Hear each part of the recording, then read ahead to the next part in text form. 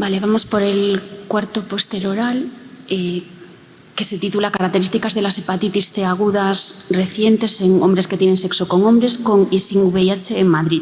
Estudio ATENS 2021-2023, que presentará Luz Martín Carbonero del Hospital Universitario La Paz. Bueno, hola a todos.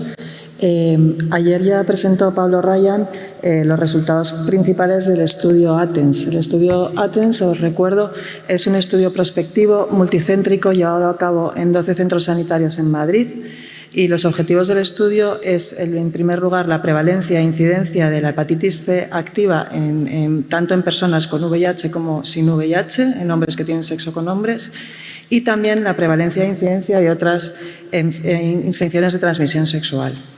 Para este estudio se han incluido pacientes que participan en la cohorte CORIS, en Madrid CORE, y usuarios de PrEP de la Clínica Sandoval como grupo sin infección por VIH.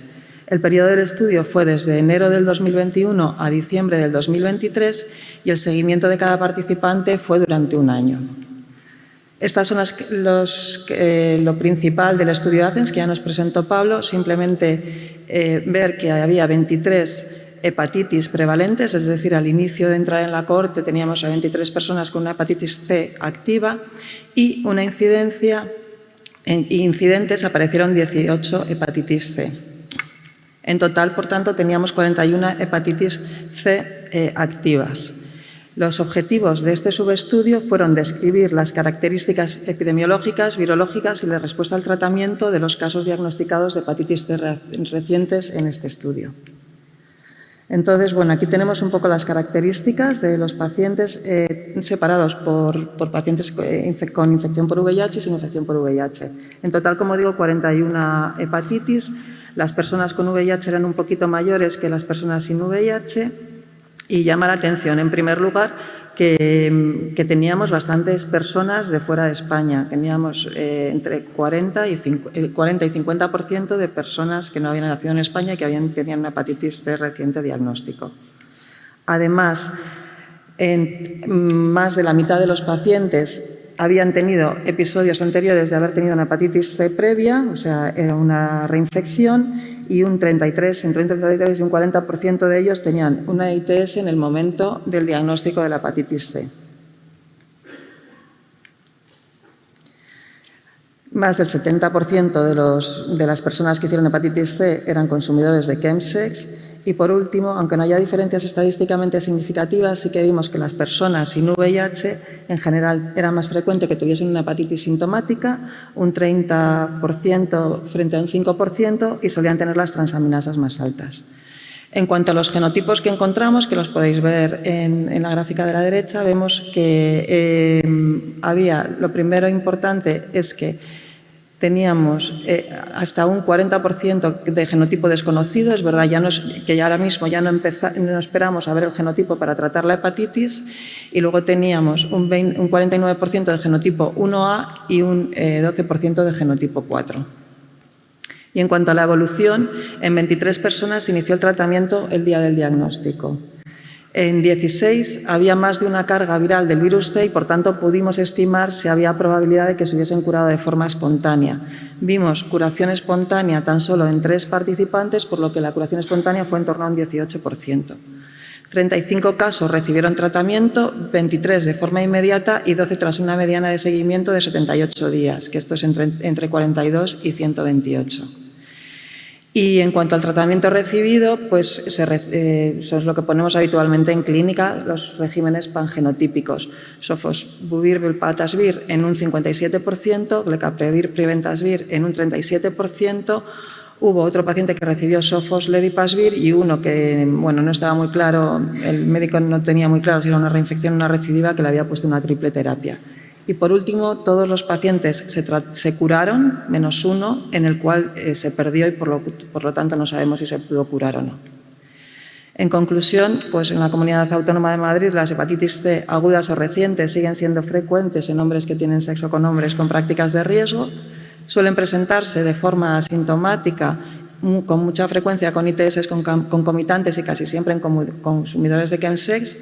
La curación espontánea está en torno al 20%, pero casi todos los facultativos preferimos tratar antes de saber si se van a curar o no, y el tratamiento es casi universal.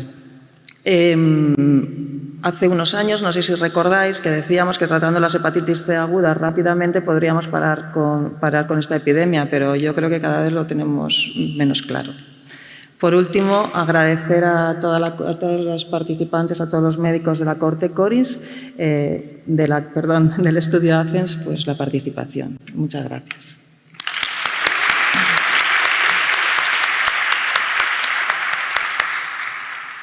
Muchas gracias, Luz. ¿Alguna pregunta? Sí.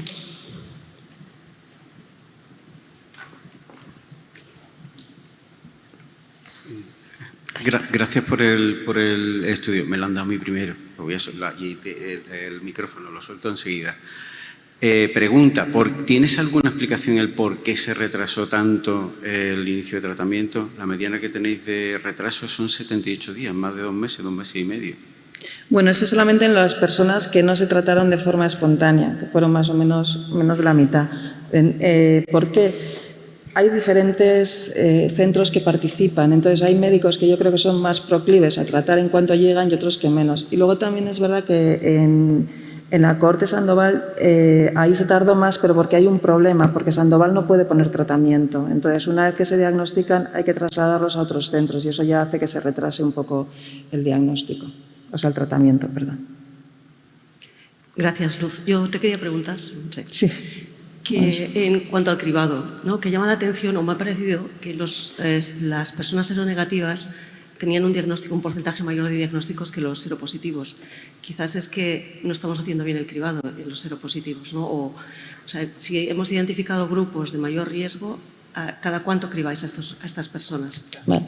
En nuestra cohorte, las personas con VIH, que lo enseñó Pablo el otro día, tenían más prevalencia de hepatitis C, pero menos, y luego en el multivariante se perdía. Y esto se debe a que una de las cohortes que nosotros elegimos de pacientes con VIH es la cohorte, el Madrid Core, que son los pacientes que ya habían tenido previamente hepatitis C y los teníamos metidos en una base de datos. O sea que al final lo que importa es que hayas pasado una hepatitis previa, no que hayas tenido VIH. ¿Me explico, no? O sea que eso estaba balanceado. ¿Cada cuánto cribamos? Pues yo creo que no hay una norma establecida y que cada uno hace un poco lo que le parece. Las personas de más riesgo, pues las guías dicen que entre 6 meses y 1 año. Yo creo que ahí depende un poco de cada uno, ¿no? Nosotros intentamos hacerlo en los demás de riesgo cada 6 meses, pero esto no está establecido. Aquí lo hicimos porque era un estudio basal, 6 meses y 12 meses.